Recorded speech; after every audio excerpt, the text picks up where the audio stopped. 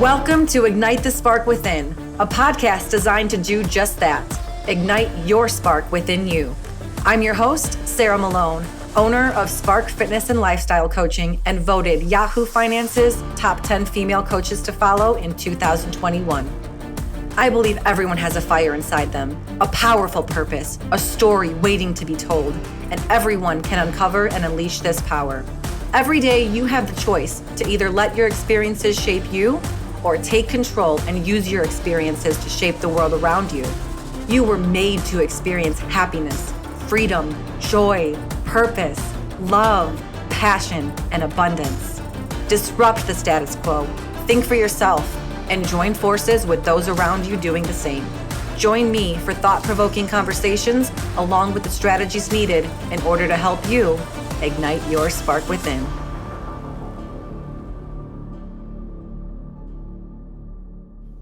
Cool. Bootsy, welcome. Thank you so much. Thanks for having me, Sarah. It's a pleasure. So I'll just give my listeners a brief overview. We met at a retreat in Arizona quite recently, and we're taking this like 3-4 hour car ride up to our lodge where all the other people were waiting for us. And you and I just really hit it off. And we just stayed connected ever since.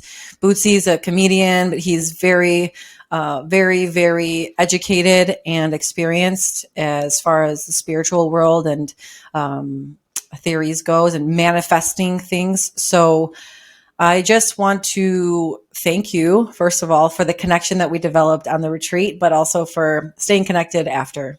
No, thank you. I mean, yeah. I mean, when you are in a conversation like that right off the rip with somebody, you're like, okay, we're going to be friends. We're going to know each other for some time, you know, but it was really empowering. And as we got up there, I was like, wow, I mean, that was a lot of energy. Am I going to have anything left? You know, right. It was, plenty. Well, the funny enough is that it was so much of an energetic experience for me that I got sick on the trip. You know, and it's not that I'm mad about it. It's just I should have managed it better because I just love those experiences and I love being around people that are operating on the same frequency. So to get in that environment with like in the same house, literally with like 30 other people who are all vibing high, it was just like, whoa. And I was put, and you and I were both putting a lot out there. You had to speak. And I was just jamming. I was really in the zone there. It's hard not to just like go full bore into a situation like that, but I totally get it. You know, like haste. One of the lessons I'm learning now is like haste makes waste. You know, like, and I have to learn to just calm down. You know, come back to something, put it on the shelf. I don't have to finish it right now. I'll get like tunnel vision, or I'll get really excited around certain people. It's like, all right, man, it's okay to disengage. Yeah. Take Okay. a little bit of a break. You know? So I want to dive into that before we even get into what I originally wanted to talk about, because that's really real right now for me too. I'm noticing now more than ever. So there's this saying that someone told me, slow is smooth, smooth is fast. And I will always remember that because I'm like you. I'm very fiery hot. And when I get passionate, I go. When I have the energy, I like to go all in. And I'm learning that is not effective because when you're in a leadership position or really any position, because we're all leaders in our own way, but like if you burn out, things crash around you. And so pace has been very, very on the forefront of my mind because especially with more and more energy hitting us right now, you and I were talking about that. It's just we keep getting these waves and it's getting harder and harder to manage that energy, which is requiring us to let some things fall away. Mm-hmm. I don't know if you feel that too. It does. Well, I mean, just the project that I've been working on recently, which is my own project that nobody's standing over me, telling me that I've got to have it done at a certain and none of that. But I'm like, oh, and then I go through and I'm like, on the first page, there's a mistake. And I'm like, if I hadn't have been in such a hurry, if I would have just slept, and like woke Mm. up today and then, you know, chipped away on it, you know, I'm having to redo something now that I wouldn't have had to redo, but I'm also defining my process. So, you know, I'm not mad about it, but if I can learn the lesson, then it will save me time over time. And then I can help other people too. Cause I can be like, look, make sure you do this, do it this way. Because if you don't, here's what will happen. Not trying to Yes. micromanage, just want to give you the heads up, you know, Yeah, like, yeah. mm-hmm. That's such a real thing. It's like we create this sense of urgency around what we're doing. Like it is the going to change the world and save the world. And I do that so much. And I create my own burden.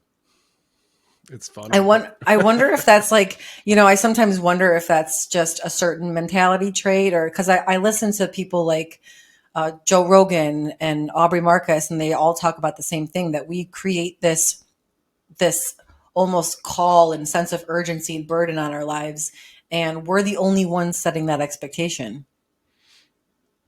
Yeah, I have to step away, you know, and just be like, hey, nobody expects you. You don't have to. And of course, I want to keep pushing whatever project. I want it to be as good as it can. I want it to be have as much impact. Of course, I want to save the world. What's ignoble about that? I mean, I think in any of us, if you were asked, do you want to have an impact? Of course, you're going to say yes.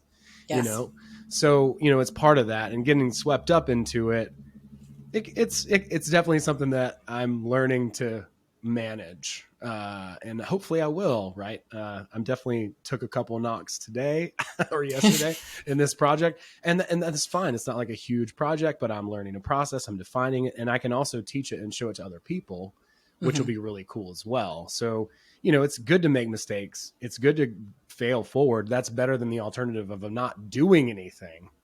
But you know, as we continue to grow and learn from the processes that we've implemented in the past, how can we make it more efficient? It's kind of like you have to learn to do something the hard way first, and then you can figure out how to do it in a much easier fashion with that view maybe from up here. And I think most of us, we have to go through that hard way. I don't know that it's very avoidable. Maybe it is. I don't want to say that it is completely avoidable, or unavoidable. I mean, but for me, for a lot of the processes, and especially the ones that I get like the most challenged by, and I'm the most like seduced by, like comedy, like, yeah, that is the most challenging thing I've ever done with my life. I think that's why I stay engaged. If it was easy, I'd be Mm. like, nah, whatever. It's just easy, right? And I Oh, wouldn't value it as much. it is so true. And it's similar to what we talked about on your show, on how that strange dichotomy of pain is good, and how challenge or obstacle is good. It's all for our highest good, because growth is happiness, progress is happiness. And to experience hardship and then endure it, it's like you just said, your calling should be your biggest challenge. Like that concept of, if you're pursuing your purpose and your calling, you'll never work a day in your life. I beg to differ, yo. I beg to differ. I think your purpose Mhm. is the thing that keeps you up at night, putting in those grueling hours and challenging you, stretching you to your thinnest moments, and that's work, dude. But work is fulfillment. It's changing the concept around work, and you're the exact same way with your comedy. And it's like, that is exactly, it's, you're an artist. Well, I hope to. I think we're all artists. I think we're all creators. You know, and people are reluctant to pick up that label and place it on themselves. They think I'm not an artist. I'm just a regular person. Well, a Why do regular you think person. that is? I don't. I think it's school. I think it's just, you know, there were certain talented people maybe in school that went on to be artists, and they're artists, or there are these. And I think a big part of it too, and I think we touched upon this too, is that people don't see all the hard work that goes into. They see the talent. They're like, this person's so talented. Look how talented they are. But you don't see the hours and the weeks and the months and the years of grueling effort and failure, frankly, that they've put in Spot to on. get to that point. And so we think that we're not an artist, or we're not this because we don't have some talent that just dropped out of heaven or whatever, right? And like now you can, make a beautiful finger painting or whatever. But Right. but like the truth is that every single person has done a ton of work to get to the point to where they are, and you don't see that. It's hidden. Nobody wants to show that. And then I think that makes people seem like more like idols and icons too. Like Yes. in the comedy world, Lucille Ball said she used to say, "You either have it or you don't." And the reason why she said that is because she didn't want any competition. Like it's not true. Anybody can learn to be a stand-up comedian. Most of my friends are 10 times funnier than me. They could totally do it, but they don't want to do it for whatever reason. Maybe it's just not a challenge to them. It's not some kind of thing, right? And for me, it's a skill that I'm pursuing because I'm enthralled by it. It's intriguing to me. I want to learn how to do it. So, how does that pan out? Who knows, right? Like it might not be the end all be all. For me, kind of sketch comedy sort of is anyway, but it's something, it's a skill. It's something that I'm learning. It's going to bring me to another place. And then I'm going to infuse that skill with other skills that I've learned, and et cetera, and so on. But I think we're taught that people either have it or they don't, or we're told, or we believe that. And it's not true. I think you're right. I think you're right. And then people do this thing where they're putting people on a pedestal, and there's some hero or there's some, non-human that's just like, oh, well, I could never attain that. And I think it's easy to do that because then you don't have to admit that shit. If that person could do it, I can too. It's just going to take me a lot of work instead of finding out what that person did. And also about your comedy comment, I think the idea of purpose, like this idea of purpose that we talk about, or calling, I think it's a moving target. I don't really ever think that we're like, oh, that's it. Like that is my definitive, that was what I was put here to do. I think it's like we have these gifts, and then it's figuring out, now with these gifts, what are you also extremely passionate about? And this season is exposing you and presenting to you to use that purposeful gift. For yours, for the longest time, and probably for a very long time, is comedy. And so how did you come to find comedy to be the vessel for your purpose?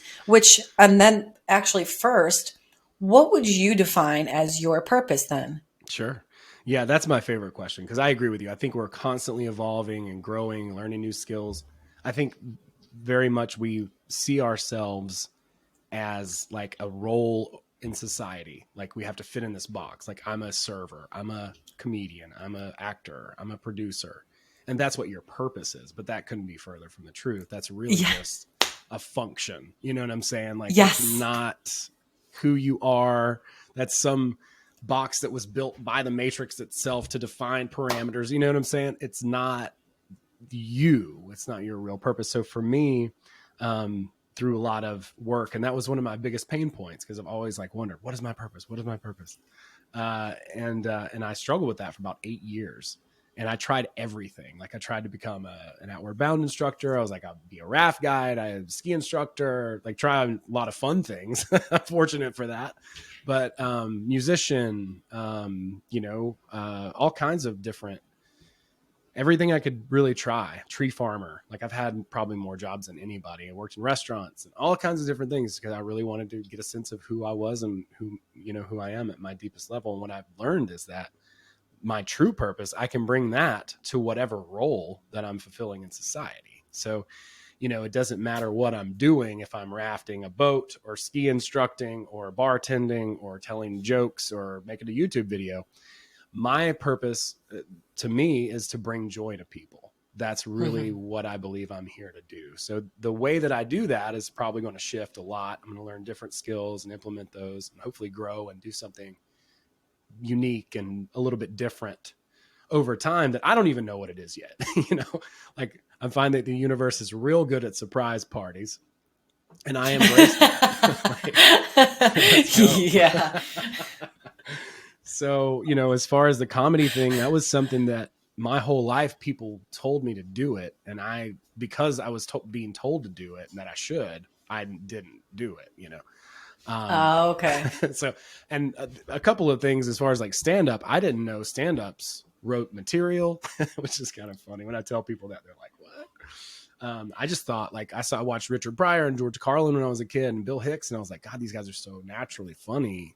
I didn't realize that they wrote that hour. Right. You just thought they got up there, improvised, and were funny. Yep, that's what I thought. And and so I thought, well, I could never do that. And then in 2018, we were doing a podcast. It's like a kind of a sketch comedy podcast. The new sketches were written, so I was writing those. And we were working with a guy who was a comedian, and he was doing school too, so he kind of didn't have as much time as I thought to kind of help and write sketches. So we had to jump in there, and so I really enjoyed it. My friend Jeff and I collaborated a lot, and another couple of friends of mine, and we really enjoyed the process. My friend Isaac too. We get together every week and talk about different ideas, and I started having so much fun with it. And I interviewed a friend of mine who's a comedian, Jason Webb, and he started talking to me about writing, and I was like, oh, because he just was a regular person on my couch talking to me, but the night before he was just murdering for an hour and a half, you know. So I was like, this guy's not always on. Some of my comedian friends always on. Others, they're Really? putting an act together and they're not always funny in the moment. They might be really stoic actually and reserved and self-conscious and weird. There's all there's all kinds of comedians, but there are some pretty interesting like introvert types in the Interesting. yeah. Yeah, I've always been fascinated by comedians in general because I see almost like a dark side to comedians, and I feel for them, because I know many people in my life that use comedy as a masking, and if you do that too much, then you get buried. And we've literally seen it in professionals and in Hollywood. Sure. So it always fascinates me to how you manage that and not getting caught in that cycle of using comedy as almost an escape or a masking. Sure. So for me, and this is kind of key for me, comedy made me be honest when I may have otherwise just kind of been like, oh, gone into the woo-woo toxic sort of spiritual bypassing kind of frame, right? Where it's like, no, I can't think a bad thought. I can't ever be negative about anything or have a negative take or taste on anything because everything is perfect and it's all unfolding exactly as it should, which it is. But but it's such a crazy process. There's literally nothing that we really even know. I can't even tell you what reality is. People who've been studying this shit their whole life can't, but comedy made me open up and start like really asking some difficult questions and addressing things that I might have just shoved in the background and been like, we're not going to address that. We're just going to keep that in the psychic basement for a while. And so for me, it's really therapeutic. And I can see that where you like use comedy to just further push yourself away from the reality, just insulating yourself that way. But for me, it was really the opposite. And the other part of the picture that I was lacking in my spiritual process because I wasn't being fully honest with myself. Okay. Very interesting. So let's hold on to that thought. Let's take it back to your initial spiritual awakening. I know this because you told me, but it was like a freight train, you said. Yeah. Type of spiritual awakening moment. And I'm thankful that mine didn't feel that way. I mean, it was a something, that's for sure. But tell me about yours. And then I would like to come back to that concept. Okay. For me, really things started changing for me in 2012. That's when I realized I was inept. I was an idiot. I didn't know who I was. That's, I guess, the definition of an idiot. I wasn't aware of certain things about the world. And it really did hit me like a ton of bricks. I mean, it felt like I just got my face scraped across the pavement. Like, wow, you are stupid, bro. Like everything you think about life is wrong. Wrong. 22, 23, 24, 25, almost 30 years. And it's all been the opposite of really what's actually going on here. I wasn't even presented with the options that it could have been any different. And I feel like I was a creative kid in school and in college, and we did music and those types of things. So I was really into like alternative ideas and thoughts and mystical stuff and whatever. But I didn't have any real ability to pursue those knowledge systems other than the institutional version of it. And so when I got out of college, I just started trying to have as much fun, try to figure out my purpose as possible. And then I realized in 2012, there was a documentary that I watched. It was called What You've Been Missing. And then I started reading like 1984 and Brave New World. And those books like really made me realize, oh my gosh, like reality is not what I really thought it was, which made me pretty depressed and helpless at first. Yeah. I can see that. I felt very disempowered and alone, like literally living in my dad's basement. And I can laugh about it now, but I mean, I felt like a mutant in relation to everyone else. I couldn't socialize with people. The things that I wanted to talk about were completely over their head. Yep. No one would relate to me. And so it was very frustrating and debilitating for a while. So I had to start digging deep, and I started looking into spirituality and self-help. And I looked into Taoism and Buddhism, and really Self-Reliance by Emerson was the first kind of essay that I clung onto and felt like there was something so special about it that I wanted to listen to it over and over and over and over again and really understand and try to embody some of those ideas. Because like on first glance, it's like self-reliance. What is this guy? This is a book about farming or what? And that's kind of what I thought. But when I read the book, I realized that he's saying, look, it's all within you. And you hear this cliche stuff so much, but if it's cliche, like at this point, I'm like, it must be true somehow. and what I found too, Bootsy, is so true. It's like these time tested concepts, these one-liners that they've said over and over again, even things that you hear in the Bible, like people are like, oh, it's all within you. You have everything you need. And you're like, oh, okay, sure. I believe that.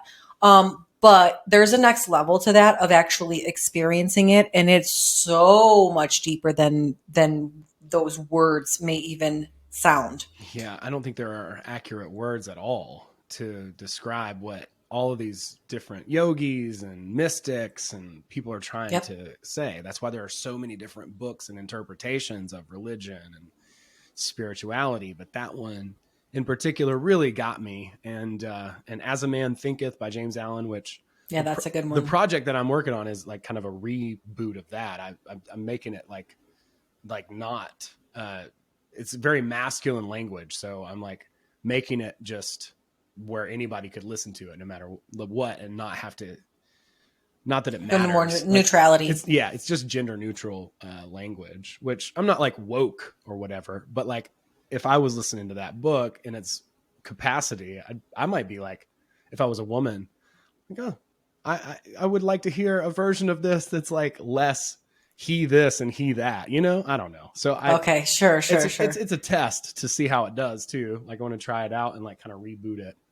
But that book is specifically like one of the best that I've read. Maybe that's why I want to like frame it up a little bit different and see if more people will listen to it. But it's so good because as we think we are, I mean, it's absolutely the truth.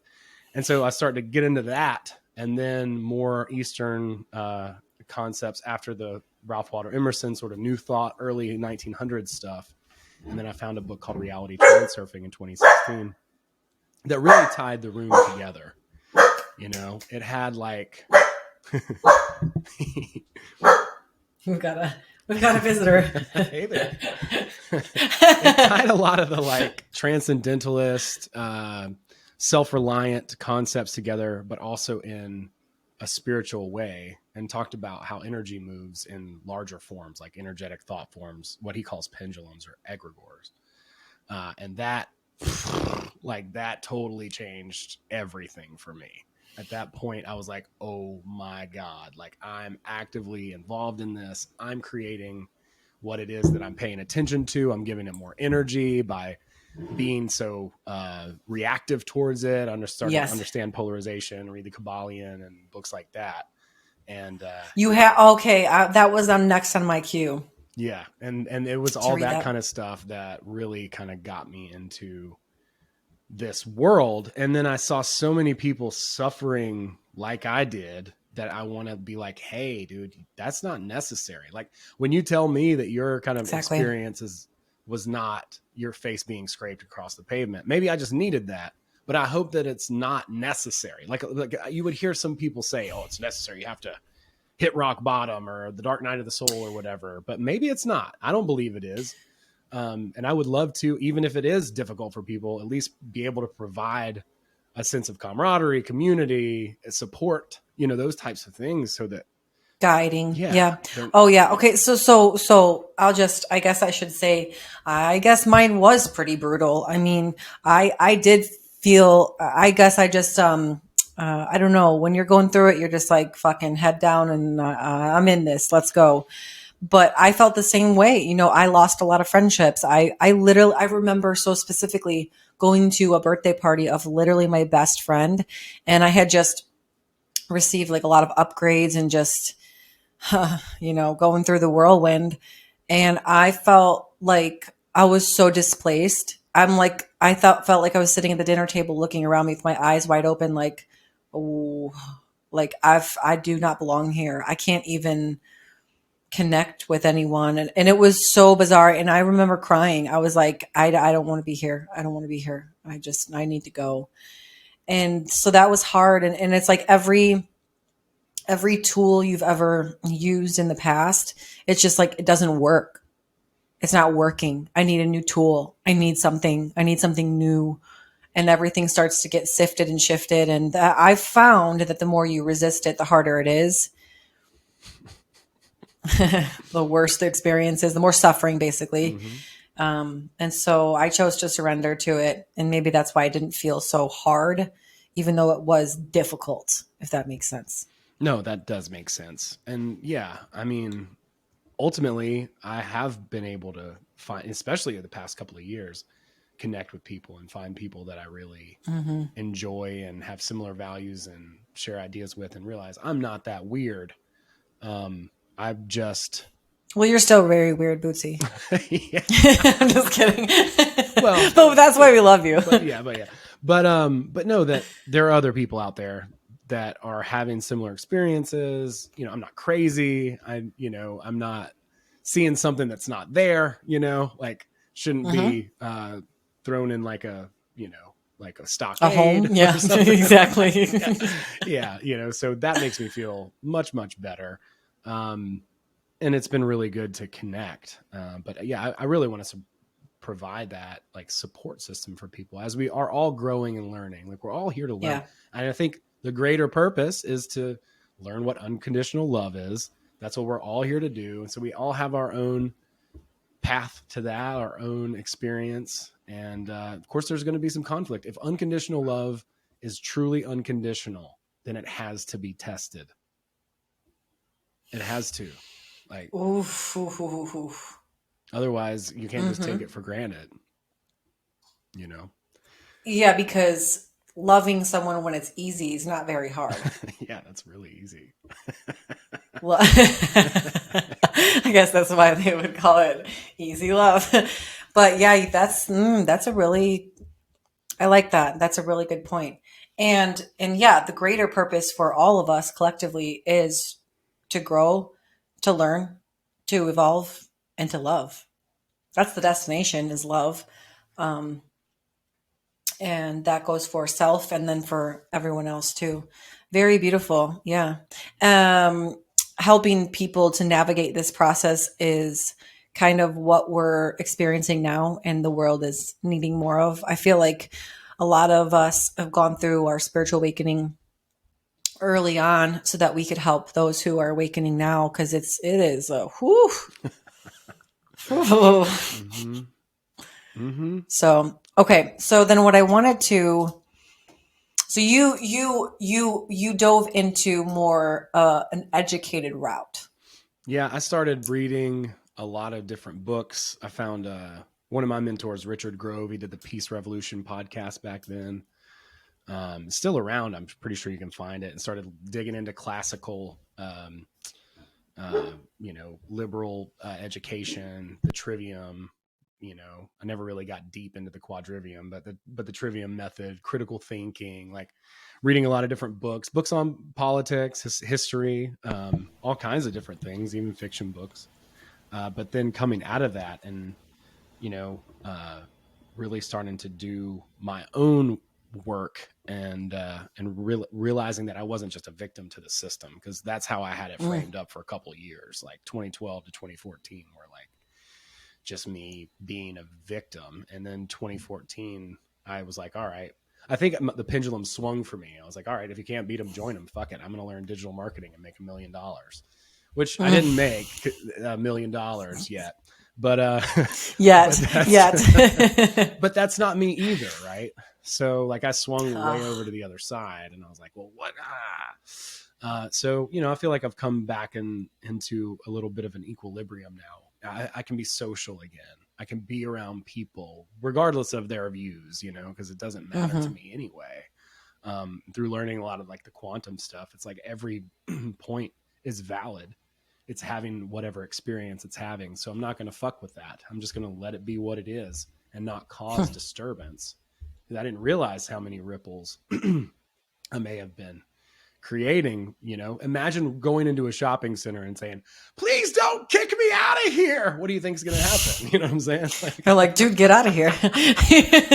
You're disrupting the whole store. Apologies, but you're going to have to go, bud, So that's kind of what I was doing those first couple of years, and not knowing, because I was a baby in whatever aspect of understanding the interface here.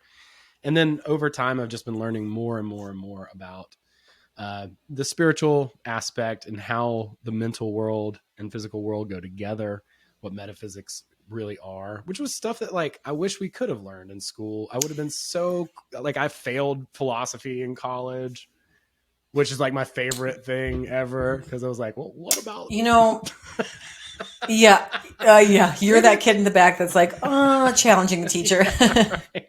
What about this? Yeah, no, it's simpler. I've been saying this since the beginning of the pandemic. Like, our schools need to change, our government needs to change. Like, it's all wrong. It's all wrong. We should have been learning. We should be learning about this stuff in school. That's what school should be about. What is all of this? What are we experiencing? And then also, where's my place in it? How do I learn? I find it crazy how we extradite children or medicate them because they learn in a specific way and say, oh, you have ADHD. Here's a med for that to make you like a zombie, like all of us. Instead of saying, here's how you learn. Here's what your gifts are. Let's cultivate that. And we have different sections for all of it. It's like, I wish I would have learned this too. We probably would have avoided a lot of pain. Yeah. Imagine if we were learning about our electromagnetic field that we're putting out at a young age, you know what I mean? Because we look at health from a very chemical sort of paradigm. And I feel like chemicals are the second layer, energy is the first one. And it's electromagnetism that we're talking about in the first primary, like that's who we are. We're these polarized batteries made out of salt water. It's crazy, right? I never even knew that for years and years and years and years and years. And then now, and what I thought of when you were describing your experience is if we do understand that we are these polarized energetic force fields, basically, we're magnets, basically moving throughout the earth, and you've been going at such a speed in this direction for so long, and then here comes this disturbance to try to be like, oh no, Bootsy, this way. And it's like, there's a lag time of you being like slowing down in that direction and then doing this little turn in midair and then being pulled back to this way. And that in that little lag time is so freaking uncomfortable. Yeah. And that's like the spiritual awakening freight train or bricks, pavement that you talk about. Yeah. Yeah, absolutely. Because now you're not really going anywhere. You're just like, what the fuck am I in right now? Yeah, yeah, and then you're in that little interim, and then that never really ends because I'm still going this direction, and I'm like, all right, what am I supposed to do next? Like I'm not. But at least you're used to it now, right? Yeah, so I've gotten more comfortable in the uncertainty, but it doesn't make the uncertain any more certain. There's something exactly. It's cool. There's nothing certain. Nothing is certain, but it's cool when people because people will cue off you when you learn to have comfort in uncertainty, and then. Everybody's going out trying to convince other people of certain things. You'll convince them a lot better if you just ain't shook, like if you just walk through and you're just like, yeah, whatever. And then here's what it is. Like, look at this guy. He's like not concerned. Why are you not concerned? And he's like, curious about you because you're like, I'm here. I'm established, firmly rooted in the fact that I may not be able to express it all the time or tell you exactly how, but I know that you are every single thing. Like you're just having this experience. The thing that you're looking for, it's you. And I know that about myself. I'm not always like enlightened about it or whatever. I get swept up into shit too. But like, I'm at least aware of that. Like at this point, I think a lot of the spiritual awakening has to do with what they say ego death. And I don't like that term very much, but I think that we kind of do like let go of the fear of death, and what that is like opens up a whole other world. I mean, imagine that we boned down like 30 grand or more, 150 to have the human experience. You know what I'm saying? Like we swipe our intergalactic debit card to come down here and have this like fleshy electric bumper car kind of deal. And the whole time we're here, we're like, man, this sucks. I can't wait to get out of here. You know what I'm saying? Like, dude, like all your Bitcoin, like you spent it all. It's like you chose to be here. It's like your soul chose to be here. Enjoy it, and that's why I love comedy. Cause it's like, I talked about this on your show when I was on a few weeks back, but like, you're spiritual as fuck when everything's just funny. You're just laughing all the time. Yeah. I'm like walking through the gym. I'm just like start laughing about stupid things. People are like, what are you laughing about? I don't know. It's just funny. It's funny. Man, there's something so special about laughter. Like I've always loved it. I've always been drawn to it. When I was a kid, I watched Saturday Night Live every week. None of my friends were into that, but I was like so like just starstruck by Chris Farley and Adam Sandler and their movies and the stand-up and that they were doing at the time. Mitch Hedberg, like I loved it. I was always drawn into that. It is a special thing. Like what a weird thing. And a shaman that I worked with a couple of years ago was telling me that whenever you laugh, all four of the hemispheres of your brain light up at the same time. Light up. So as far as like a situation for someone to be in where they could accept a new thought, it's very open and accepting. And that's why funny always wins. Like I've been clowned, by another comedian on stage where I'll say something and they'll come on and like, they'll get me, you know what I mean? And funny always wins. I mean, it doesn't even have to be logical. It doesn't have to, it doesn't have to follow this. Like Steve Martin will tell you, study logical fallacies, because that's a great way to win an argument in the comedy world, you know what I mean? Or a great way to just make a point about something that's totally irrelevant. I was going to say earlier is you want to get really freaking inspired, just put on a comedy and laugh, and then you'll get put in a state where things just are coming to you naturally. It's like shifting your state. Laughter, aside from love, is one of the highest vibrations. And that makes a lot. And so that would mean joy, that's how I see that. So love and joy are and gratitude probably are the three highest vibrational states you could be in. So it makes sense why we would be able to experience that. And it also makes sense why we should be pursuing that. I mean, just even doing laugh yoga, like if you're having a tough day, you can just like start pretending that you're laughing at something. And eventually you will actually really laugh. Laughing. Yeah. Oh, I've never tried that before. Yeah, it works. And it's ridiculous because you'll start doing it and you'll be like, ha, ha, ha. And then you can't not laugh. I know. I can't even imagine how ridiculous I would feel doing that. Like, even embarrassed, even if it's just me. Right. But then once you start laughing, you can't stop. And it's just literally that easy to just start laughing intentionally. And it feels fake and forced at first, but of course it is. Fake it till you make it. But I mean, I think we're really here to play, right? Like if we're particles of God, then that's what we're here to do. We're here to play and express, and comedy is definitely one of those things. Writing and narrative, those are the things that I think I've kind of moved toward after kind of going through this whole painful process of like, what am I here for? What is my purpose? And all this, understanding like the hero's journey and the experience that is being human, and that whatever it is that we go through and how all the different ways that we suffer can all be beneficial to other people. They can help them, whether they laugh at our experience or we can help shortcut them or give them tools and resources to be able to get through that maybe with more ease or completely avoid it or whatever. And even then it's like, as a guide and a leader and a teacher and a mentor, I'm constantly grappling with like, how much of this do I just allow them to experience because they need to in order as part of their growth, and how much can I insert myself to say like, here, let's scooch around that pile.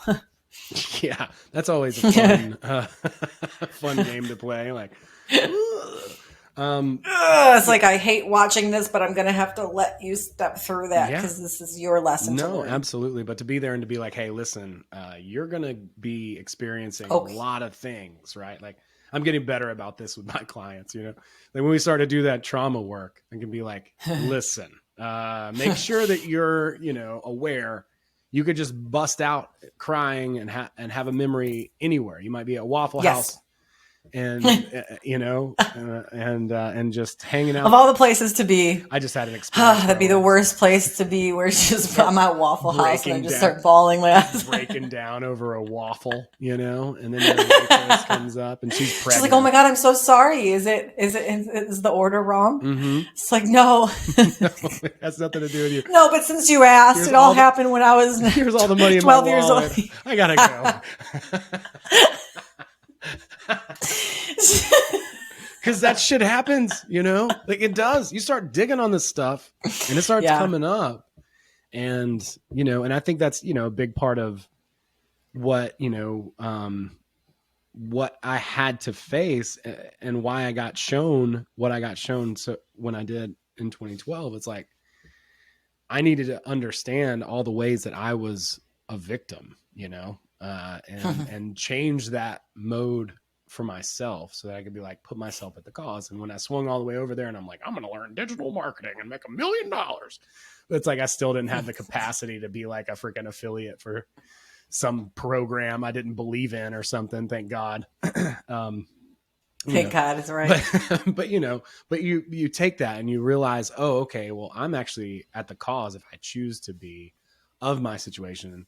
And a book like Viktor Frankl's book, Man's Search for Meaning, is a great explanation of that, or alliteration of, so good of that idea of like, you can choose how you respond. And in the spiritual world, and what I've learned is that really is like like Frederick Dodson would say, reaction is creation.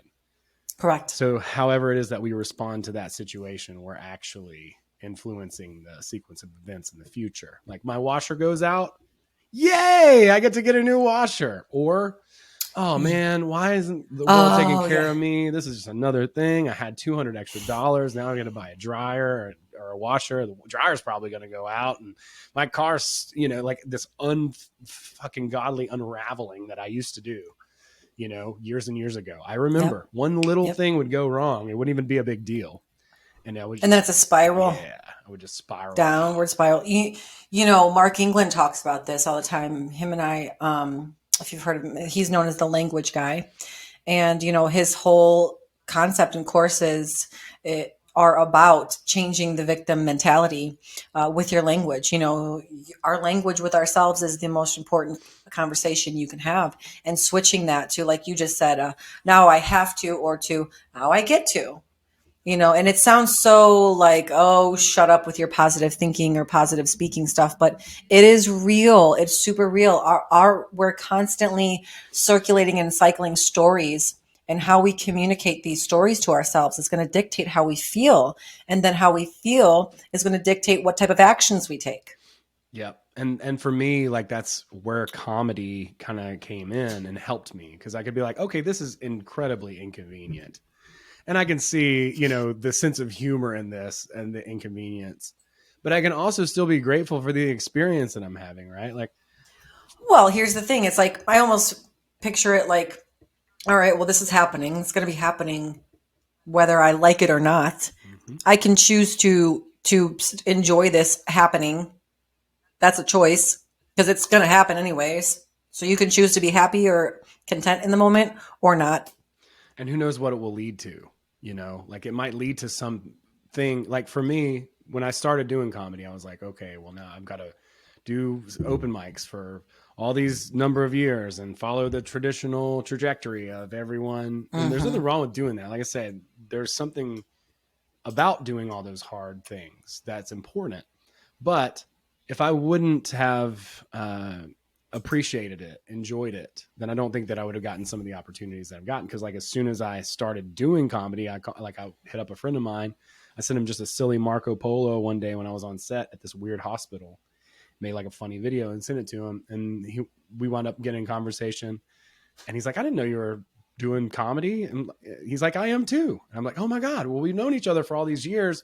You're living in Atlanta? Oh shit. So we wound up meeting, talking. He's like, hey dude, do you want to go on all these cruises? This was in 2017 or 18. And be an MC. And he's like, I got all these gigs, doing this. And I was like, yeah, sure. So we wound up going on. I hosted like a guitar pick throwing contest with Gene Simmons. I did like Impractical Jokers cruise. I got to do comedy on it, and I did pretty well. And several other Bell and Sebastian cruise. So like that was an opportunity that, like I said, the universe is really good at surprise parties. I didn't even know that existed. I didn't even know that was a possibility. I was fully prepared to like sleep in the back of my car that was missing a seat, on a pile of mic stands, and like drive to this and do that and suffer, right? Like my little... And you know what? You semi low key wanted that to happen Mm-hmm. because you're like, that means I'm really living the dream. Yeah. That means I'm really going after That's it. right. I'm here I can tell this story where I was in my car and Right. homeless and yeah. Well, and that's Yeah. a great story too, but It like is. if you can just embrace where you're at, enjoy it, and look for opportunities to be positive at a very easy to identify level, if you're in like a bummy mood and you're just like not happy, then do you expect to get more opportunities? Are people gonna... I know. Like, I mean, this is really basic. You attract stuff. what you are. You attract what you are. I know. So And it sounds so simple, but it's so freaking true. But if you'll just open up and just be like, okay, what could there be? What opportunity might there be? And just talk to a person, treat them like a real human being. That is also a fractal of God. And then, like all of a sudden, before you know it, they might be like, hey, dude, you want to do X, Y, or Z? And then before you know it, you've got an opportunity to do something that's going to be like so much more beneficial, actually getting paid. That was like a huge gift for me, because I got to do like really, a lot of just silly emceeing stuff. I got a mic in my hand. I was able to get comfortable and in a really cool environment with people who wanted to be there, and around a lot of other talented people. So environment's really important too. Like you hang out with just the open micer crowd, then I mean it's a whole other level. And nothing wrong with doing that in the traditional way to do it. Like if you're learning tennis or karate or whatever, like learn the hard things. There's nothing wrong with that, but also open up and allow opportunities, allow for deviations in that typical script. Because if you do that, you might find something that's more to your liking, that more suited to you, and that might like just resonate it with you even more. You might have even more fun with that. So like I said at the top, it's like, I don't know that necessarily stand up is the end all be all for me. Maybe I'm emceeing a thing or hosting a game show or doing like a variety show or whatever. But by having that skill, it will hopefully open up other doors as a result of having it. Like I got to host Sam Tripoli's show when he was here a couple of Yeah. weeks ago. That was pretty cool. That was right after you did that, right after our show. Yeah. Yeah. How did that go? It was awesome. It was one of those moments where, and I know you'll understand this. It was one of those moments where I was there. And so, okay. So like even a couple days before, I'm like journaling and writing about how, how I have to like remind myself that I deserve things, how I deserve to, be in a certain position and, that kind of thing. And I'm thinking even on the way there, how cool it would be to be able to perform with him. We had a podcast together on his Zero and he was like, we'll gig together, man, and I'm like, I believe that actually. I really do. So like driving out there, I was ecstatic to go out there. I found out that he had 2 shows. And then I'm sitting there in the audience for the first show. It was hilarious, hysterical. And I'm like, man, I would really love to get up on stage. That would be awesome. And then, there's the other side of that conflict going on in your head too, both this side and that side. And so I feel like there's this kind of battle kind of going on. But after the show, I just said hello, let him know who I was again. He was like, oh yeah, dude, I remember you were on my show. He's like, you're still doing comedy? I'm like, yeah. And Laura C was there too. Laura from the retreat. And I was like, yeah. He's like, oh, you want to host the next show? Like, I didn't insert myself in this situation. I didn't say anything to like manipulate things or any of that. It wasn't even my idea, even though it was something that I definitely wanted to do. So just being able to introduce him, because like he's just such a figure for so many people, I feel like, who have gone through this stuff. And for me, he was like, especially in 2018 when he started the Tinfoil Hat podcast. I don't think I would have ever known who the guy was if he hadn't done that. But like such an influential figure and such a sincere person. Like I love that about him.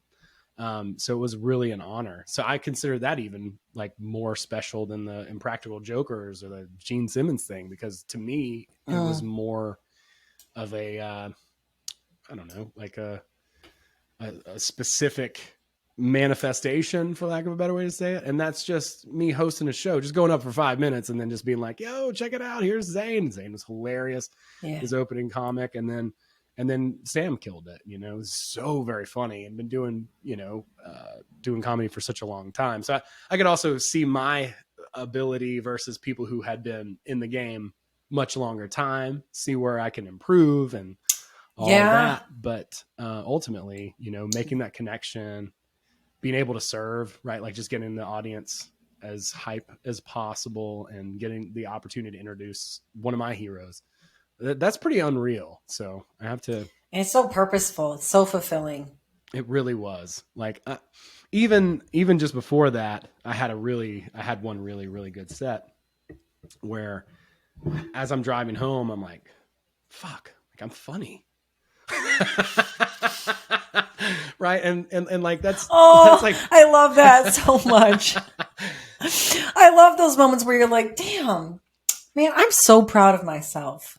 And then I bombed for 2 weeks after that, of course. But like, but I was really proud of myself. It was like, wow, all that work, like you do all this work, back to that, all this work that I did. I wrote this. It seemed like a dead end. Then this happened. Then I failed at doing this and then this and then this and on and on and on and on and on. But it all leads up to, now in this moment and then continuing to do that stuff in the background. Public victory is always preceded by private victory.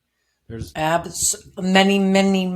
private victories. Absolutely. Yes. So, and many private failures too. Absolutely. Tons of that. Tons and tons and tons. More, probably more of that, to be honest with you. Yeah. I mean, I think that's how we find that edge, it's like, I think that's the purpose. I think that all of that stuff on the back end is really the purpose of it all. It's like, I use this analogy, like, it's like someone winning the lottery without having the work experience of earning money like that. And they go bankrupt like that because they didn't acquire the skill set or the personality types to be able to even manage that money. It's like, there's a process to this. This is why you can't just give people things. Right. Yeah. For me, we had a pretty good opportunity to be a successful band in college. And I am so glad that didn't happen, because I would have destroyed myself with drugs and alcohol at that point. Like, it would not have even been close. You know what I mean? Because we were just pushing into that realm super hard at the time. And I know what would have become of me. I didn't have the character. I didn't have the capacity or the understanding of what it would take to be in a position like that. Like, the higher you get, like, people see somebody too on a pedestal, let's say, they don't fucking realize how much stress and pressure and shit that person has to deal with even now. You know what I'm saying? Like, it's just going to be more. Like, you just inherited a higher quality problem, right? Like, I remember my first court threat, you know what I'm saying? And I call up my, my mentor at the time, and he's like, bro, relax. You got CEO problems now, you know? Like, I was going to say next level brings also next level problems. That's exactly right. So he reframed it in a way that I was like, all right, that's cool. I can handle that. How many CEOs probably get court threats on the day to day? You know what I'm saying? So, and also fortunately he had a really good friend who was a lawyer. So there's that, but, really just, you know, seeing and understanding, like, there's no like place that you're going to get to and then everything's just going to be okay. That doesn't exist. Exactly. There's always something more to do, and higher level, if you want to call it that, you know, it's just going to have a higher quality problem. It's a better problem, but it's still a problem. And, you know, all that stress. And then now you have people who are counting on you, and like, that's a lot of pressure, and on and on and on. And just, yeah. So it's real easy to see how it's framed at the top, and how people who have done a lot of work to get to a certain place appear in that fleeting moment, you know, when they're on stage winning an award or doing whatever. But, you know, and also the recognition of, you know, if you are someone who's putting in this work like that, that's why I look at people like Joe Rogan, specifically him right now, and how I'm just like, yo, more power to you. I would not want that stress that you have right now, because he's at another level now through all of this. And I can only imagine like the pressure and the challenge to really stay in that thin middle line and not get sucked down or out. Yeah. It's gotta be tough. You know, it is. But I admire that. And if you look so mad respect. Yeah, Yep. if you look at his development, right? Like, he was on news radio in the 90s. You know, he took a job as the host of what was that show? Was Fear Factor. It's like that doesn't seem like, you know, the best gig, but he did it, you know. And like, he does the next thing, and then does the next thing, then the UFC thing, and then, you know, he's doing comedy. Always been it's reps. Comedy. Yeah, man, he did the reps. Right. And it's just reps. Like, it's just reps. That's all it is. That's all it is. The only thing that separates you from whoever your hero is skin in the game and time. That's mileage. Yep. Oh, that's so freaking true, man. I've been thinking about that all this week, and I'm like, you know, part of my purpose is to teach, to be an inspiration, to speak, and I can do that all the time. And one of the bigger versions of that is, you know, leading groups, massive groups of people. And so I've got to do that more now. So it's like, put in the reps, make the videos, do the lives, do the things, bing, bing, bing, bing. And then you create that domino effect. That's what it's about. It's like, yep. And I've even had points where I'm like, all right, what's next? And then it's like, what you're doing, just keep doing it. You know? Yeah. Sometimes we want, yes. Oh my God, you're so right. And actually now more than ever, I'm realizing that's the case with all this new energy hitting us. It's actually kind of lowering my capacity in a way to be able to do a bunch of different things. And so I'm finding like, okay, too much. Is this serving the greater purpose? No, gotta go. Is this serving the greater purpose? Nope, gotta go. Okay, I'm only left with like 2 or 3 things. Gotta put all your energy there. Yeah.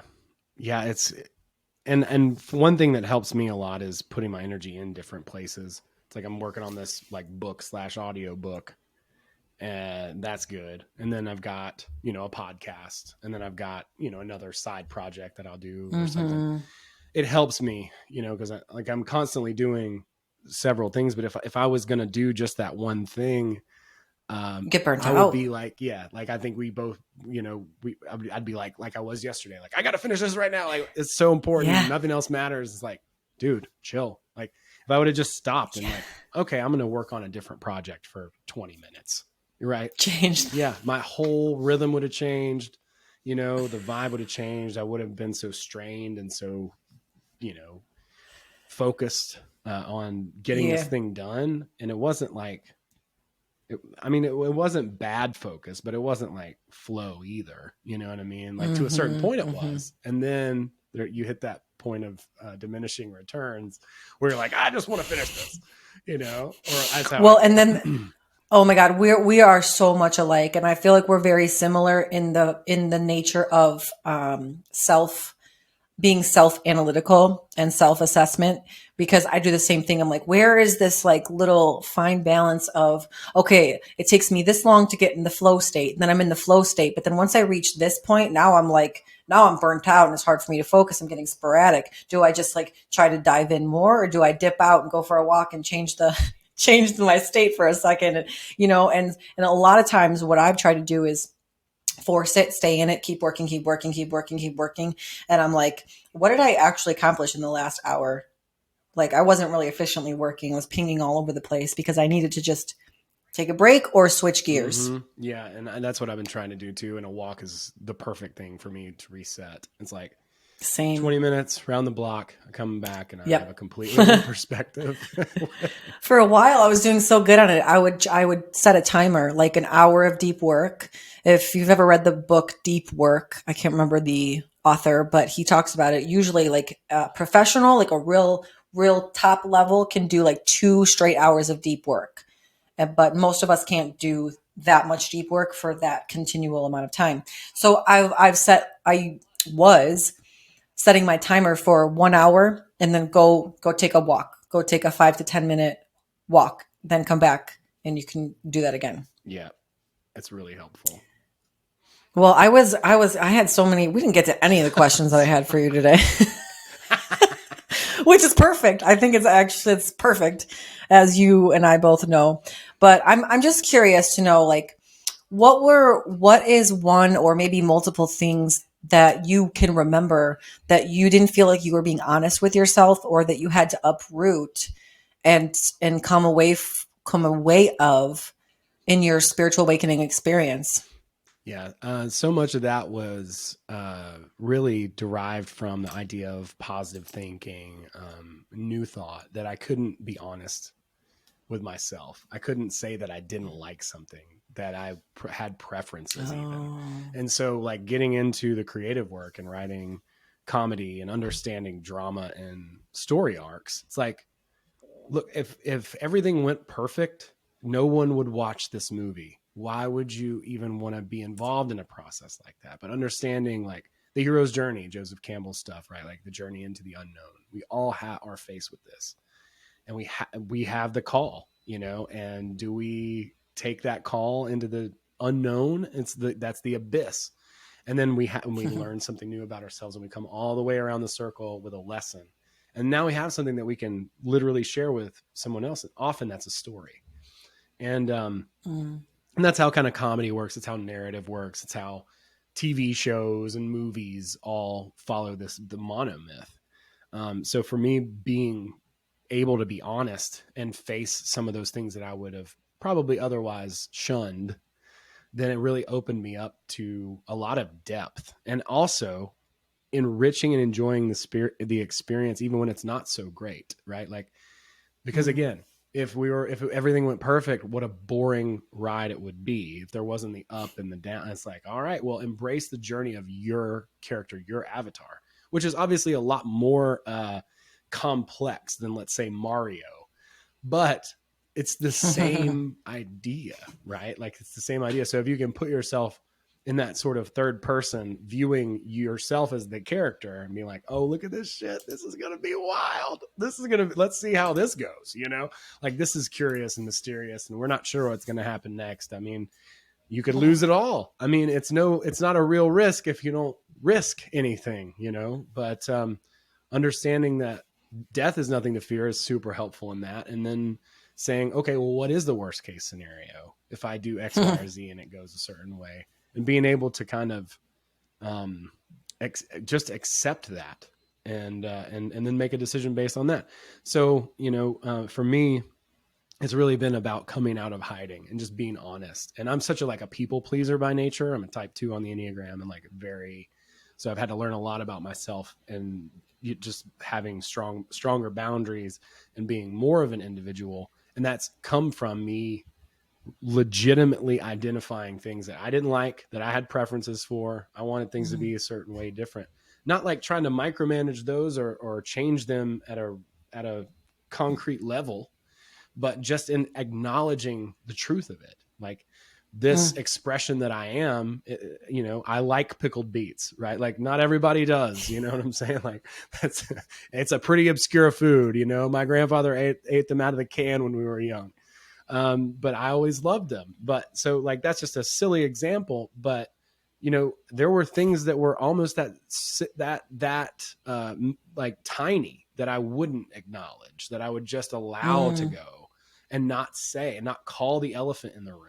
You know, like that's a big part of like comedy, is saying the thing that everybody sees and nobody says anything about. And so that is like really important to me and for me to do for myself. And doing that and allowing myself to just be honest. It's like it's a fine line, but you can be like, this sucks. You know what I'm saying? Like, and still be in a positive overall mood. Everything's gonna work out. Everything is unfolding in a funky way, but this is terribly inconvenient, right? Like when you're on your back, you know, on the side of the highway, changing a tire or whatever it is, you know, but then when we look back, it's always so funny too, how you're like, oh, well, that worked out well, like hindsight. Yes. Know? And so carrying that mentality of, I'm going to look back at this in that moment has been really helpful, because I can enjoy the pain and the struggle of it, as odd as that sounds, you know, like I can see the humor in it without distancing myself by using humor. I'm just like, oh. Yes, because you can still, it's not, that is, I resonate with that a lot. It's like, be honest with yourself about how you feel about this. That doesn't mean you have to get sucked into the emotion, but like, hey, dude, I'm mad, or I'm hurt, man. This really hurts. Yeah. Or I'm sad. I'm so sad. Yeah. You know, and acknowledging that feeling and not just trying to be like, no, that doesn't bother me. Everything's fine. Everything's great. Everything's happening for a reason. And meanwhile, you're feeling this turmoil inside. But you have to let those emotions come through and pass, you know, you have to process, or else they just get stuck down there in all that gunky. And now we get blocks. Right. And this is what traumas are. And this is why I practice Reiki. And this is why I practice energy work, because it's like, and then you start sifting up these things and they're like, I don't know why I just can't stop crying. Then don't cry it out. Let it out. Feel it all. Right. Soak that waffle. When you can, open.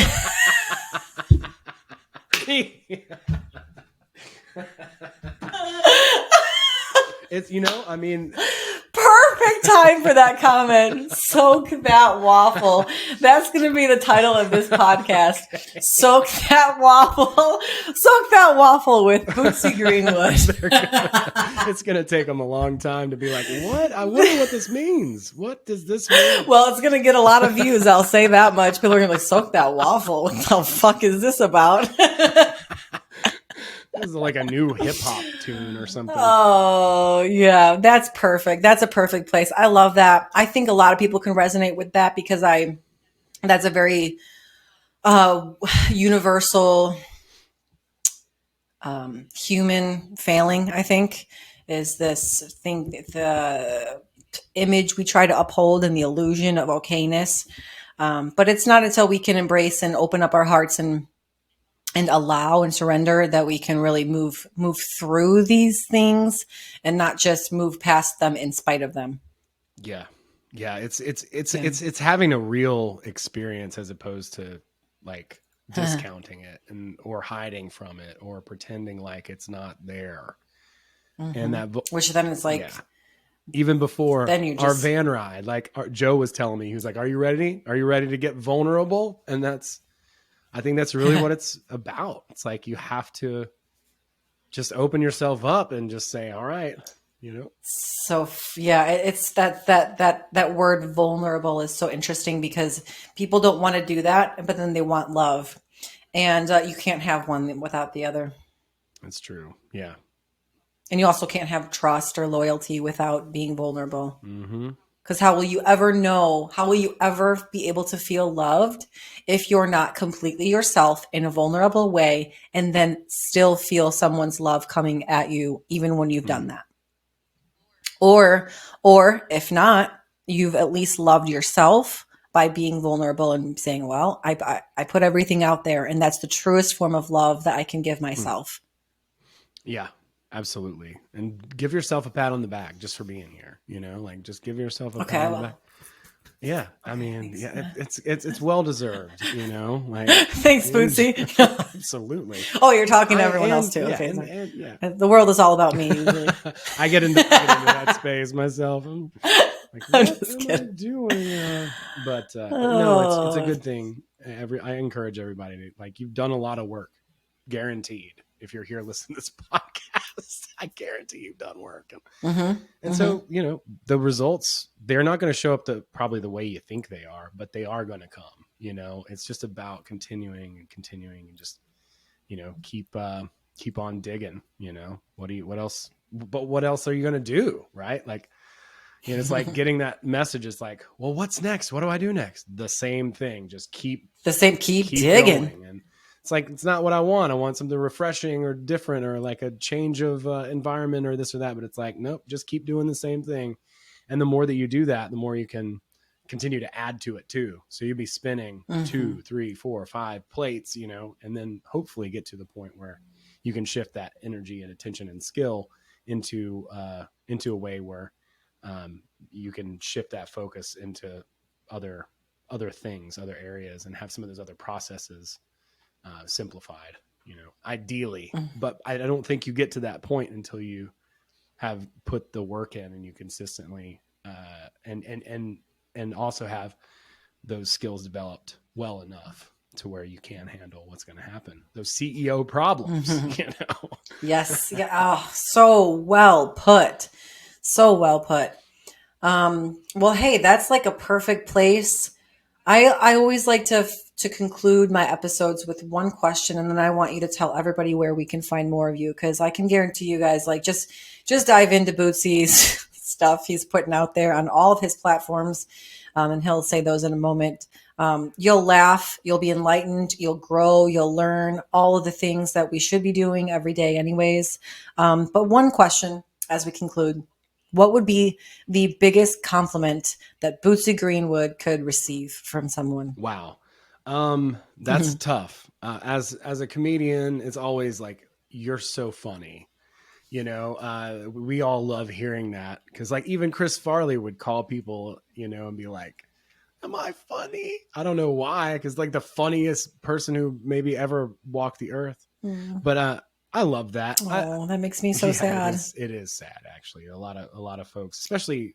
Like, not in a sad for like feel bad for him way, but in a sad like, oh, that's so sweet, Yeah, you know? yeah. I feel bad. I wish he would have maybe been around a little bit longer, but you know, when you have someone so young, so talented, and so impressionable, it's the reason. It's the very reason why Yeah. I'm like, I'm glad our band didn't make it. You know, because it would not have boded. Right, It would right, not have right. been gone well for my health.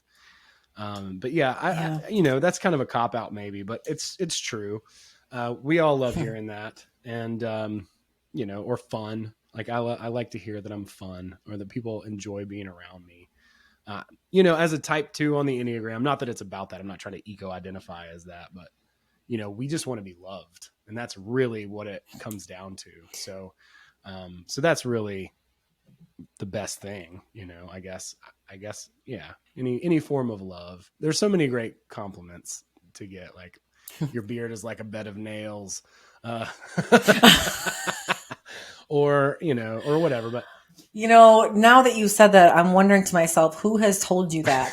I tell myself that. Like, I'm like, I just cut myself on this thing. No, I need to condition this. It gets thick and heavy. I mean, it is a coarse thing. Yeah. You got to oil it up. It's a protection, form of protection. Maintenance on it, but it's like a built-in. Right, this hair is not the same as the hair everywhere else on a person's body. It's different. It's not the same, And I don't know what it's like to have like a. That might look a little funny if it were. Yeah, beard hair on your shoulder, where. How beautiful is our creator to there's so many intricate details. It's that the hair on your face grows differently in just that one spot. Crazy. Yeah, no. And then I'm like the hairiest guy, except for I'm bald, So like, how funny is that, Like literally my entire body is covered in hair except for my head. That's it. Like what the fuck, man? We're going to have words. Hey, I just thought of something. You're so funny. Oh, thank you. Thank you so much. Thank you so much. I'm just kidding. No, but seriously, you are very funny and also very intelligent. And so that's why I just love the marriage of the two that you have in your personality. And that's why we jive. And as people probably gravitate towards you, as I know I have. And so I'm just grateful that we met. Me too. Very grateful. Thank you so much for having me, Sarah. You're awesome. And yeah, I can't wait. I'm going to have your episode coming out as well. So I'm excited to hear that one. I can't remember what I said. It was good. Good thing. I'll remember when I hear it. Okay. So please tell us all the things, because you do so much. So where can we find you, and where would we be best? Where are your the best places to look for all of your offerings? Sure. So I have rebranded my podcast to Blue Collar Mystics in 2022 this year. I've been really diligent with that and trying to put out as much valuable information and content as is humanly possible.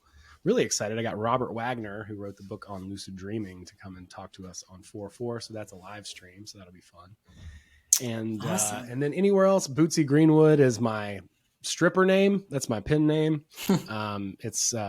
I used that because my name, Owen Hunt, character on the TV show Grey's Anatomy, has the same name. So that's why I use my handle.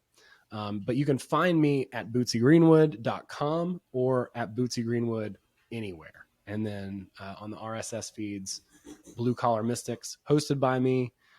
Check that out. We're on Rockfin, YouTube, and several other platforms. We're on a lot of different alt media platforms like Odyssey and Gab and all of those. So try to support us there. But we're also on the larger platforms. And then there's a Facebook group and a Telegram chat, all that stuff. If you find any of our material or content, it will have all the links underneath. So check those all out. Thank you so much for having me, Sarah. Thank you for spending the time with us. And I just look forward to continuing this connection, and we'll see where it goes. And thanks, guys, as always, for listening. Please go check them out. All of those links, by the way, will be posted in the show notes, and they're also all in his Instagram. So he has a link tree, and you'll see them all down there too. So thank you so much. And until next time, guys, we will talk to you very soon.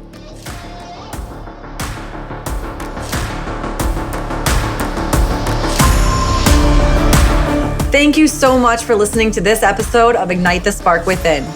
If this podcast brought you value, or you think it would bring someone else value, please hit that share button. My mission is to reach and help as many people as I possibly can, and you just never know who could use that one good piece of information. And hey, if you have any topics, discussion questions, or ideas for future episodes, you can reach me directly at sarah@sparkflc.com and just write podcast in the subject line. And if you haven't already, please rate the podcast on your favorite podcast channel. This helps bring awareness to the show. And don't forget to subscribe and turn on notifications so you're alerted for all future episodes. Please go ahead and follow me on Facebook and Instagram. And if you're interested in pursuing coaching for yourself, you can visit sparkflc.com for more information.